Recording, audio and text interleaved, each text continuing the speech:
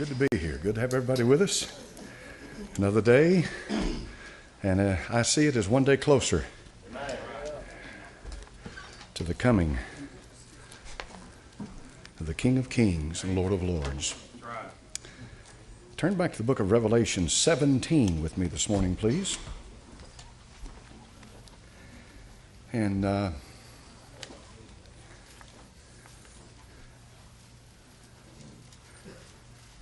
Revelation 17, verse number 1.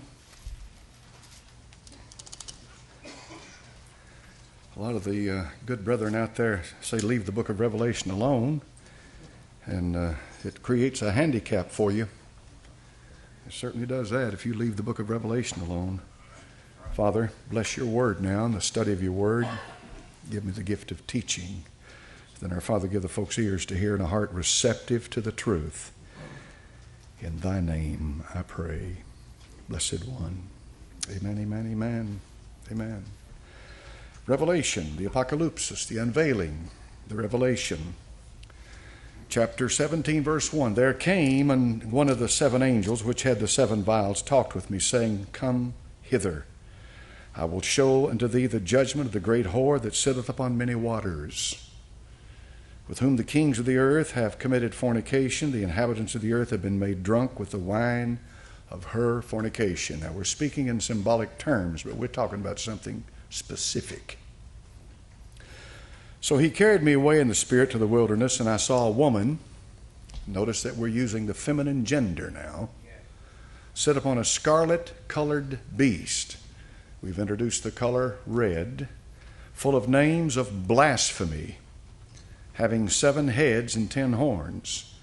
And the woman was arrayed in purple and scarlet color. And that's an easy matter to check who wears purple and scarlet. And decked with gold and precious stones and pearls, indication of supreme wealth, enormous wealth. Having a golden cup in her hand, full of abominations and filthiness of her fornication. Fornication in the Bible is used in many different ways. Here it's in the spiritual sense. Upon her forehead was a name written, Mystery Babylon the Great. All you have to do is get Alexander Hislop's 2 Babylons, and you won't find it. I doubt seriously if any of the religious bookstores in town have it, but you can get it online. And Alexander Hislop lived in the 1800s. And he did an extensive research into Mystery Babylon, and he came to a very clear conclusion, along with anybody else that ever did the research, that the mystery religions of Babylon are now the Roman Catholic Church. Note carefully, the mother of harlots and abominations of the earth.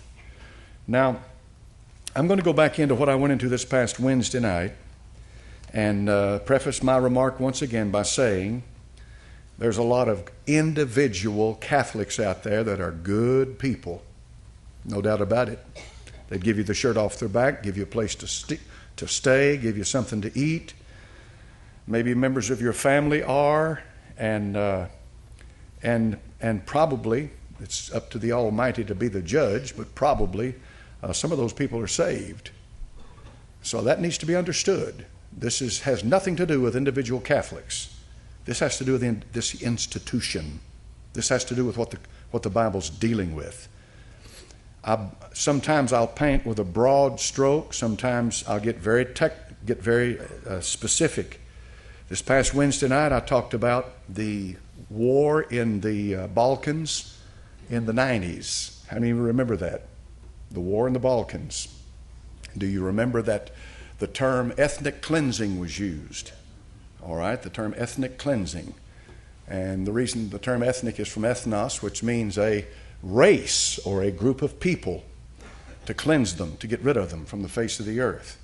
Americans, for the most part, marveled at the hatred that they saw in the war in Bosnia, Herzegovina, Croatia, Serbia, the former Yugoslavia. And Yugoslavia was a republic under Marshal Joseph, I think it's Joseph Franz Tito, who was a communist. But he did unite the people together in a country called Yugoslavia. But when he died, that country was broken up again. and it was broken up into the area that it used to be. It's like the Soviet Republic, the Soviet Union. It had 15 separate republics that made up the Soviet Union.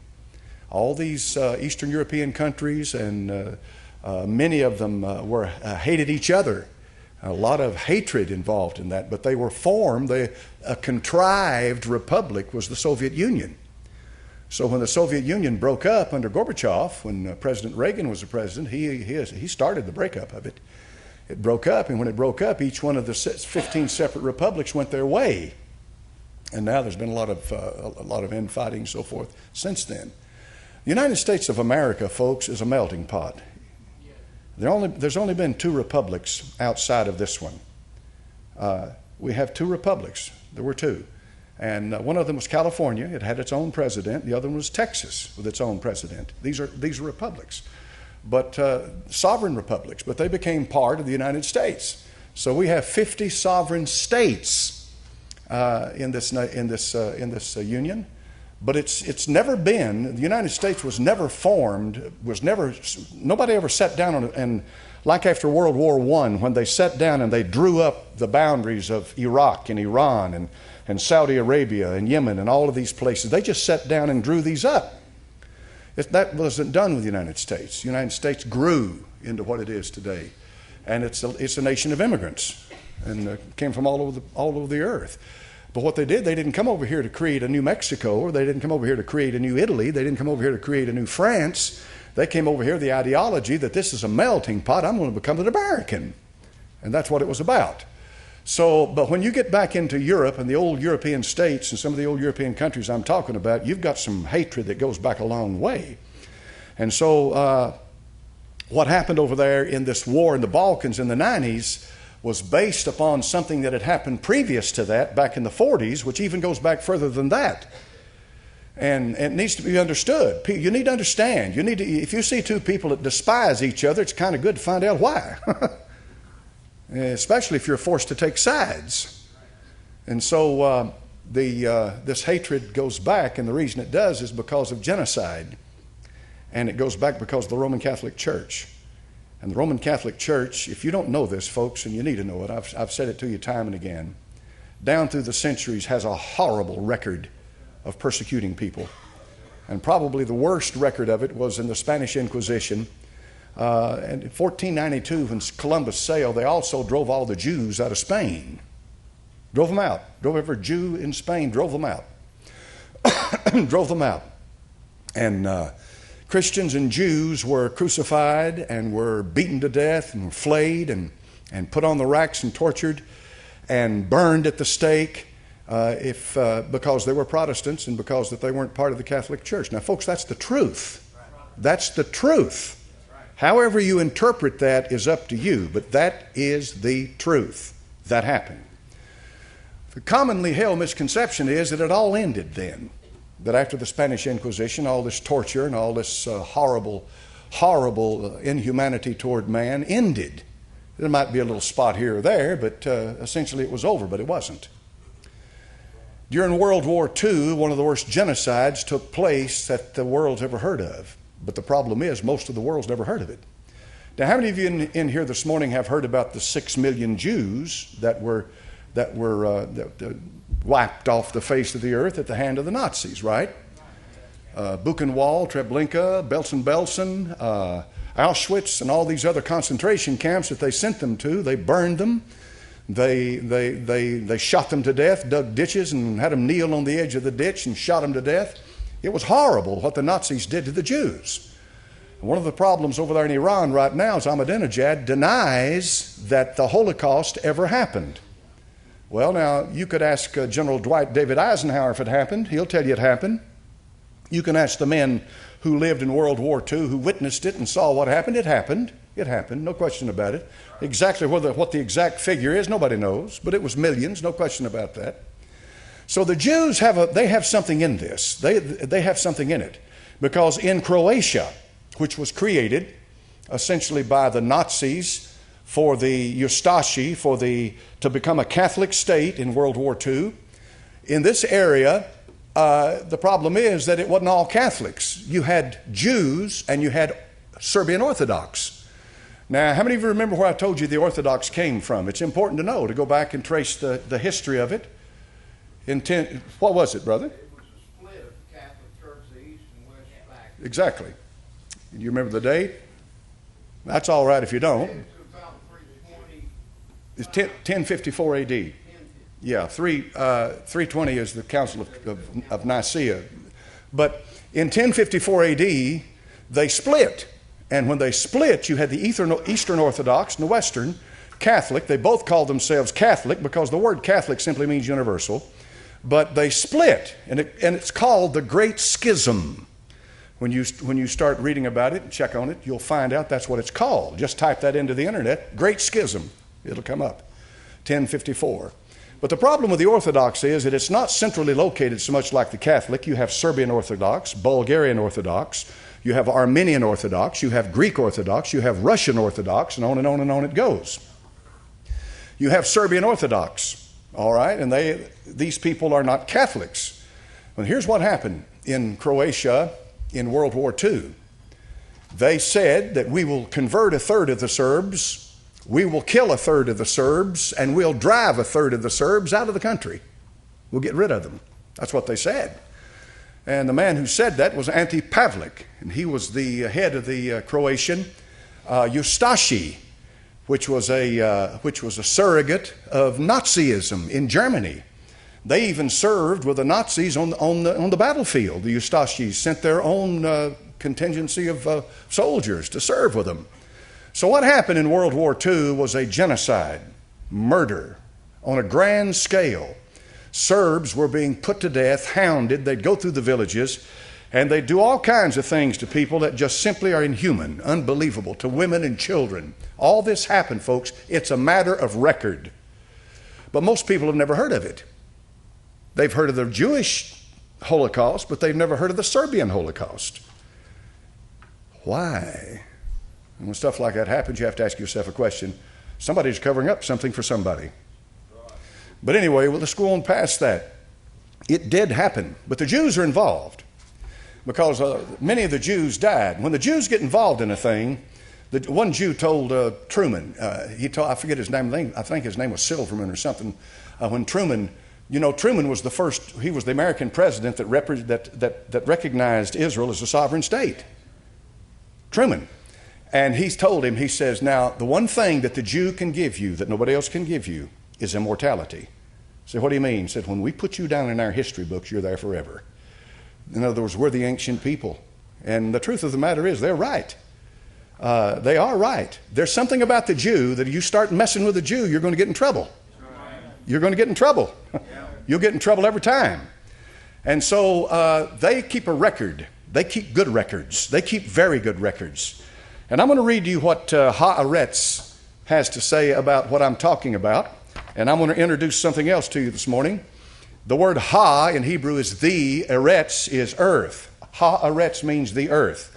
What that simply means is that is Judaism as it is found in the earth. If you find diaspora, that's the Jews as they are scattered through the earth. So eretz is one of the first words you find in the Hebrew Bible in Genesis chapter 1. So Haaretz, Jews of the earth, August the 26th, 2012. That's pretty recent, isn't it? August the 26th, 2012. Now listen carefully. It is possible that within a short time, a court in the United States will prohibit the publication of an account before us. In the meantime, Haaretz has obtained the testimony given last month by William Gowan, a former intelligence officer in the United States Army at a federal court in San Francisco. Reason for the court? Keep reading. The testimony contains historical and political explosives. It links, listen carefully, Giovanni Battista Montini. So who is that? Here's who he is, who later became Pope Paul VI. To the theft of property of Jewish, Serb, Russian, Ukrainian, and Roma victims during World War II in Yugoslavia. Many studies and stories have already been written about the thundering silence of Pius XII.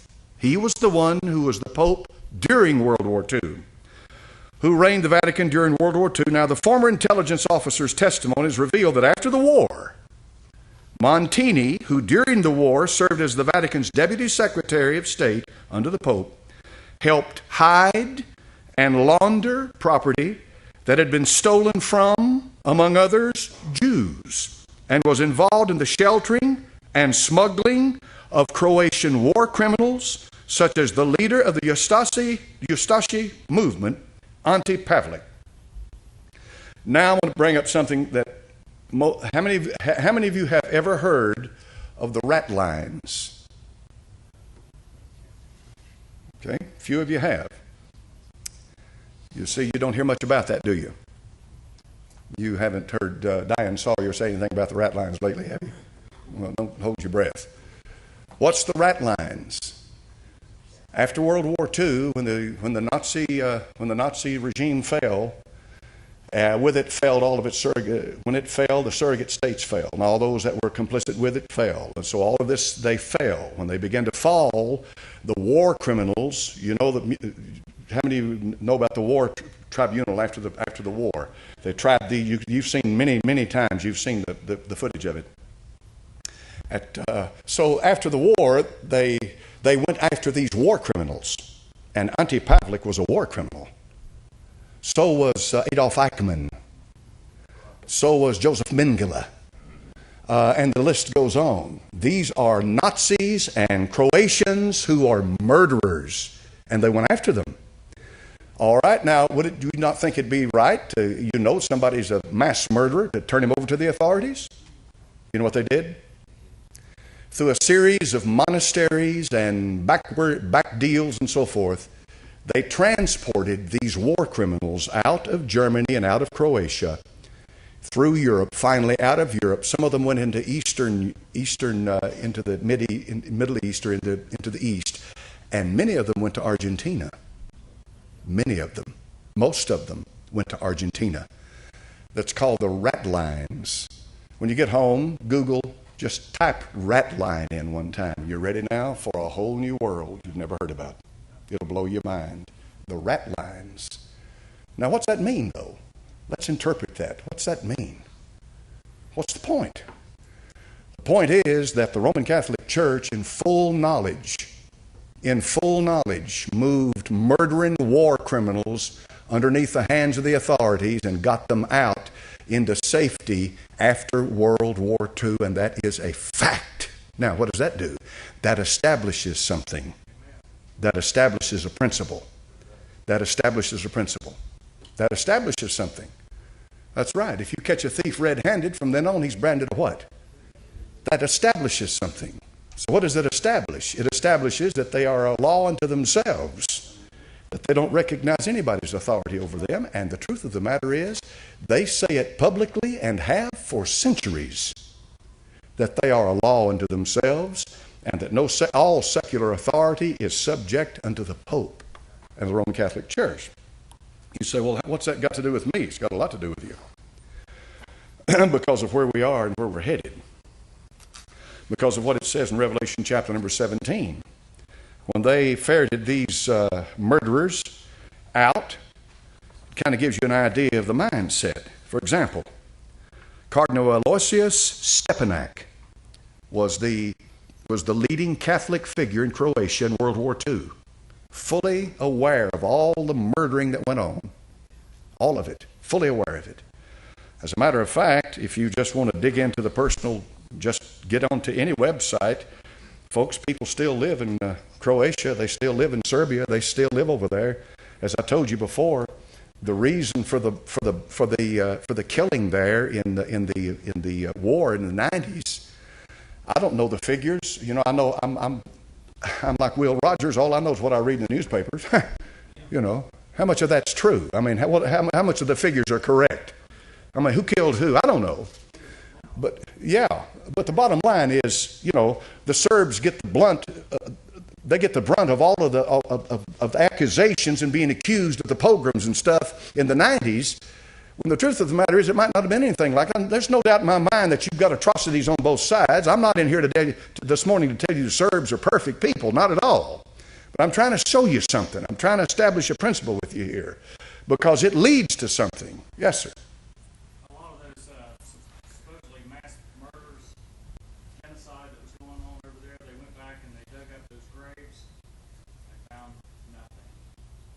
Oh, so that's very interesting. In other words, it was all just to put a show. Right, right. False flag. They wanted them under NATO, so they created rumors of genocide in order to get the Americans to go in and bomb them into submission to join NATO. Now, of course, they're NATO. They want to be a sovereign country. NATO is the United States leverage of the UN with their own sovereignty, pulling other states together to get done what they want to get done if the UN doesn't go along. That's NATO. That's NATO. I want you to look here now at this Cardinal Stepanek in World War II, who's guilty of all this stuff. All you got to do is read what the Serbs have to say. But here's the thing about it. This is what's important. October the 3rd, 1998, Pope John Paul II beatified Cardinal Aloysius Stepanek at a huge open-air service at the shrine of Marija Bistrica, the most important place of pilgrimage for Roman Catholics in Croatia. This is the final step in making him a saint in the Roman Catholic institution. Now, did you get all that in? What I just told you? This is like throwing salt in the wound. This is like getting in your face and telling you, I don't care what you think, we're going to make a saint out of him. The cardinal that was over Croatia, the Catholic Church in Croatia during World War II. And that's an amazing thing to me because it kind of shows you the mindset of the Vatican and the Roman Catholic Church. Now, they had a camp called Jasenovac. In this camp, Jasenovac is like Treblinka, Auschwitz, Belsen, Buchenwald, and these German camps. It's a camp where they detained all these Serbians and Jews, gypsies, and the figures are anywhere from 600 to 700,000 Serbs died in that camp. The Serbian Orthodox Church says 1.5 million died. So there's no way to be certain about it, but an awful lot of people died in these camps, in this camp here, and in the countryside and all during World War II at the hands of the Roman Catholic Croatians. Now, when you do something, you establish a principle. Okay, from that you work from that principle. Let me ask you a question. Do you believe that you could trust the Vatican? I hope you don't think you can. And I hope you don't think that it's all stopped and that they've just kind of quit, because they're moving ahead. They are really moving ahead.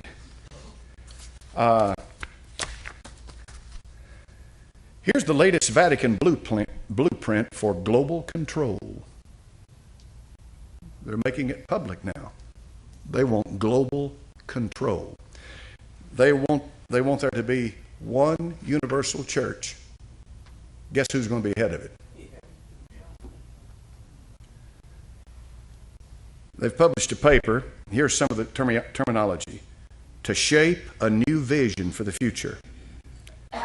An efficient allocation of available resources. That's sustainable development, Agenda 21 stuff that you're seeing on the local level right now. Embracing the logic of the global common good. A new humanism open to transcendence. Boys, look at these words. A new humanism open to transcendence. Now, in their own statement, here's what they said. In the prophetic encyclical Pacem in Terris of 1963, Pope John the 23rd observed that the world was heading towards ever greater unification. He then acknowledged the fact that a correspondence was lacking in the human community between the political organization on a world level and objective needs of the universal common good. He also expressed the hope that one day a true world political authority would be created. Like spreading the wealth around, like everybody sharing in the prosperity. Have you ever heard terms like that lately? Once this kind of thinking starts, They give themselves away by their terminology. It goes on to say, the establishment of a global political authority cannot be achieved without an already functioning multilateralism. What's that mean? That means a control and expansion over many different areas of the earth. Not only on a diplomatic level, but also and above all in relation to programs for sustainable development and peace. It is not possible to arrive at global governance without giving political expression to pre-existing forms of interdependence and cooperation. That's a Catholic document, folks. That didn't come from the UN. That's a Catholic document, making it plain that they want a universal interdependence. What's that mean? That means that no nation will be able to operate on a sovereign level where it can handle all of its finances, its military, its economy, and all of that. It has to give up some of that so another nation it has to depend on another nation to handle certain areas. That way they're interdependent with each other. NAFTA is the beginning of it, the North American Free Trade Agreement. When you've got Canada, United States, and Mexico, the three powers in the northern hemisphere in the Americas. NAFTA is the beginning of it. GATT's part of it. All of this stuff is incremental. It doesn't just come all of a sudden. It's incremental. A little bit here, a little bit there, a little bit here, a little bit there. It's like the frog in the pot, and the water gets hotter and hotter and hotter, and the frog sits there until all of a sudden the water's boiling and the frog's being cooked. And if you'd put the frog in boiling water, it'd have jumped out. People are being cooked now. It's boiling. The planned dissolution of nation states. Modern states, this is from the Vatican, it attacks the nation state. Modern states became structured wholes over time and reinforced sovereignty within their own territory. But social, cultural, and political conditions have gradually changed. And have they ever? And who do you think was the change agent? Who do you think was behind the social change in America? Look how it's changed. 40% of all the children born in this nation born out of wedlock. Who do you think had a hand in that? Over half the marriages breaking up in divorce. We have an epidemic of people addicted to drugs. We have a crime wave like you wouldn't believe. Social destruction of a nation. First thing they did was kick prayer out of school. Then they destroyed your faith in the Bible. Then they turned the church into a circus. And people today are just wandering around like zombies. They don't know where the truth is. They don't know what to do. They don't know where to go. They don't know who to listen to. Do you think that just happened? Planned Parenthood is one of the worst. Margaret Sanger's outfit was one of the worst that ever existed. Pardon? Yes, sir. Yes, sir. Uh-huh.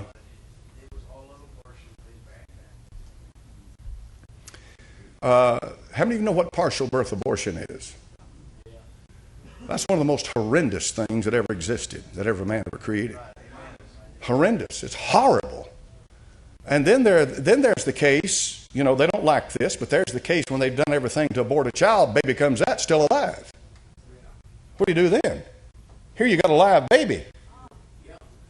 Well, in the state of Illinois, they had a problem with that, so they had to pass a law to deal with an issue like that. What are we going to do with these live babies? Well, most of the people in Illinois, the lawmakers said, well, if it's live, it looks like the hand of God's in this thing somewhere. They want this baby to live. But some of them said, kill it. Guess who in the White House? What he said? Kill it. Even after it has left the womb, drawn its first breath of life, little old helpless thing laying there, kill it. And I'm going to tell you right now, one more time, separate me from that crowd. I want nothing to do with that bunch. I rebuke them. I got nothing to do with killing babies. Oh yeah, you get into that too. The only good that this world's ever known came through the gospel. They used to take baby girls out into the desert and to dig a hole and put them in it. They didn't want the baby girls. They wanted baby boys. They're still doing that. Still doing that. The only good thing that this world's ever known came through the gospel. Amen. Amen. That's the truth. Anything else is barbarism. And I'm going to tell you right now, in the state of Illinois, I don't know who else does it, but if a baby comes out of that womb and that baby's alive and you're going to kill that baby, in my book, you're nothing but a killing murderer. I'll tell you how to make it real to you. Go into the room and watch them do it one time. Stand there next to them and see how you feel when you see them kill a little baby that's alive. That's the reality of what November the 6th or 4th or whatever that day is about. That's what the reality is. It's that reality. It's the reality of life and death. That amazes me. I marvel at that. I marvel at the coldness. I do, man. I tell you, I marvel at that. I mean, if you abort a baby and go in there, the DNC method, when they go in there and they just cut out pieces and take pieces out, and the nurse or the doctor has to they have to take all the pieces out and take a table over here and put them together to make sure that they've got the complete baby. Because if they leave part of the baby in there, you're going to have problems. See, the decay of the what body that's left, you get infections and all kinds of problems. So you got to put everything together. Would you like to have that job? Putting arms and that's the kind of stuff that goes on, folks. That's what abortion's about. Yes, sir. I worked about 9 years in a hospital as a young man. I was a chief attendant there, and I was the one that had to go to surgery and pick up the legs or whatever they were going to do with it. And I opened up a wrapper one day, and I just taken to the incinerator down at the bottom of the hospital, and they were all the babies that were, they were real babies.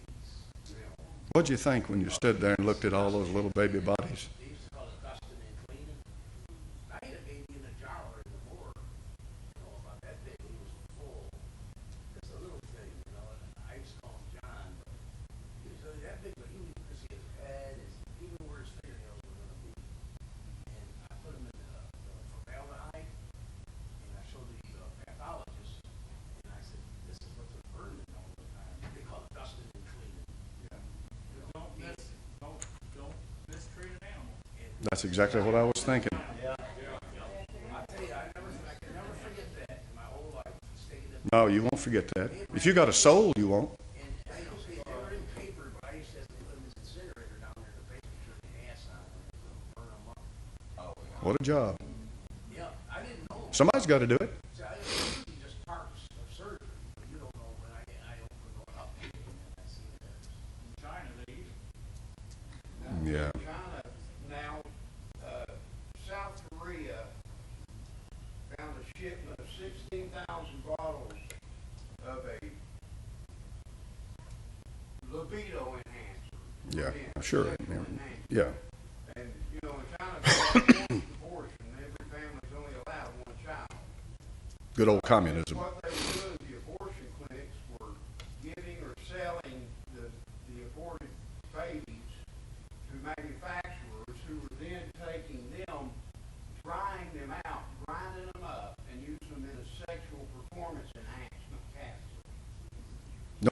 Don't they also use some of these babies or something, collagen or something about them for beautification? Yeah, and when I read the story, the guy at the Disease Control Center in Atlanta, in the United States, said that their primary concern was the fact that it was not a sanitary process, and they thought there was a danger of infection being spread through it. Not a word about the slaughtered babies and the fact that people were eating. No problem with that.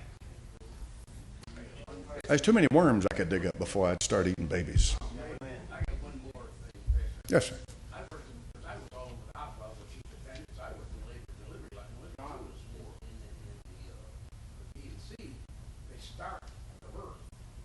And when the head starts coming out, we inject into the head. They actually kill the baby with an injection. Well, that's like partial birth abortion, see, because, That's partial birth. That's what the partial birth is. yeah, You can see the baby kicking and you can see it kicking and jumping when they inject it. the mother womb. It's the most horrifying thing. It's horrible, folks. I mean, when you start talking about this stuff, it's horrible. People just like to push it off and let's just have a hunky-dory, happy life and forget about the babies.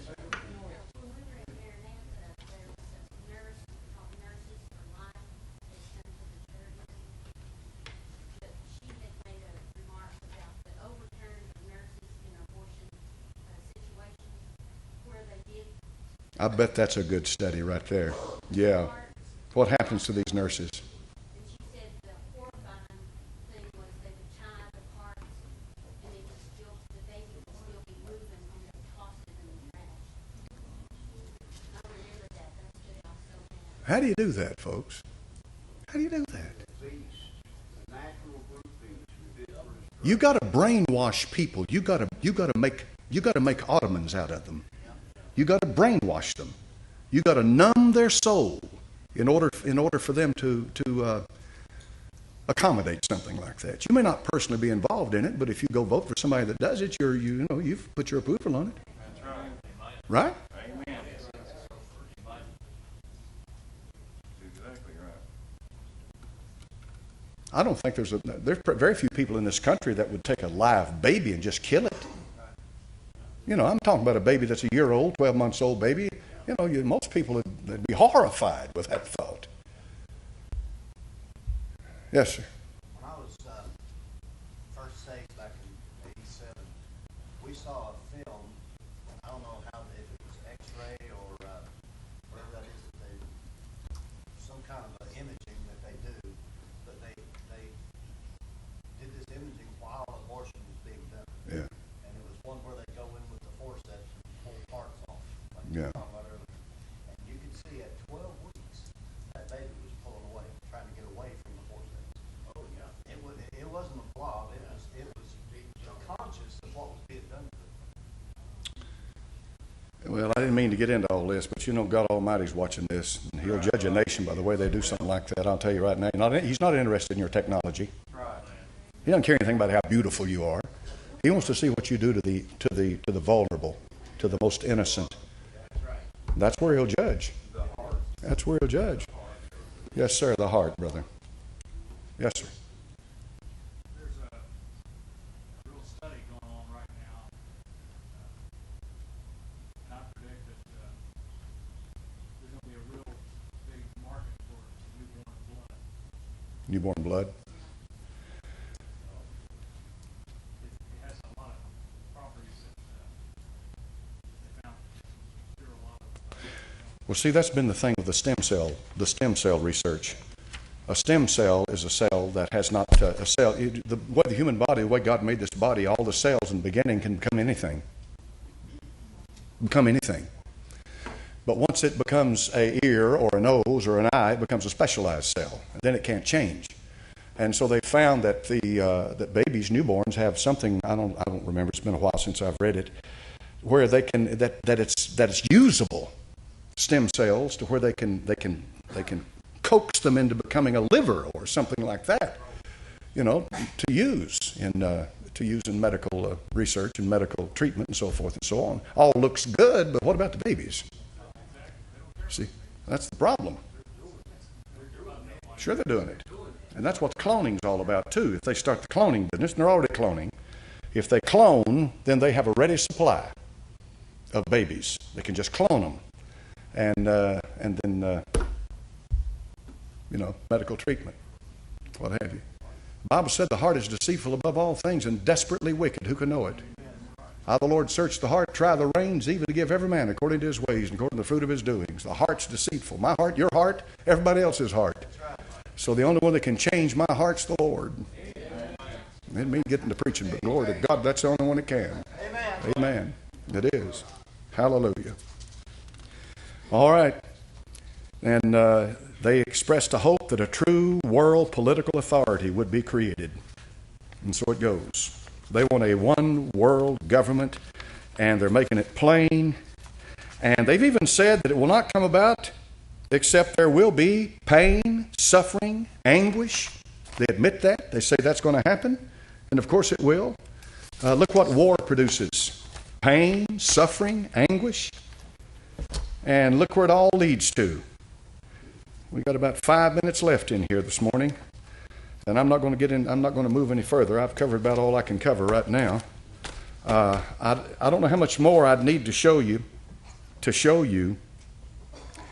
that the Roman Catholic Church is definitely, in my mind, the mother of harlots and abominations of the earth.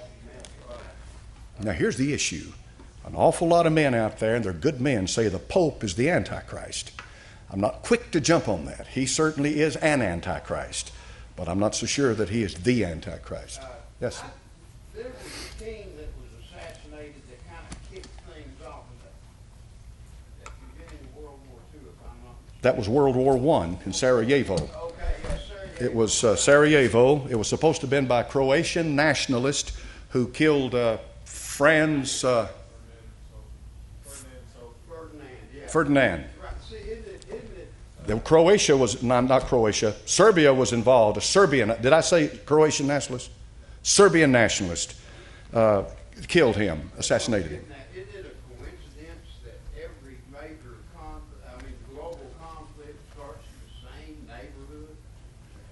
neighborhood? World War I did. Yeah.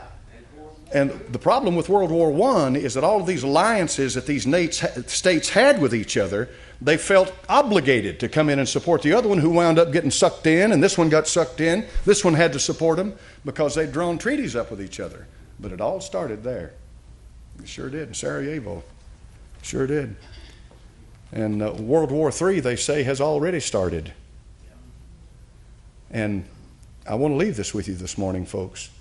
Get on Debka file, D-E-B-K-A, Debka file, and read what they're saying. Israel is ready to strike at any minute. Is that a subscription? No, they have a subscription. You know, they want to make a little money and pay their bills, but they've got plenty of news that you don't have to subscribe to. I got on there and the stories were kind of truncated. It seemed, I thought maybe there was a bigger... Well, some of them are truncated, but they've also got a button at the bottom that says you want to read more. Now, some of them, when you want to read more, you have to subscribe, yes. Okay. You got to kind of watch it, yeah. I just hate to have my name on the list. Yes, sir. Egypt's moving a lot of their tanks, artillery to the Sinai Desert. They are, brother. They've completely taken over the military, the Muslim Brotherhood. The Egyptian president meeting with Menjad to work out the deal. You got Hezbollah ready to rain fire and brimstone down on Israel.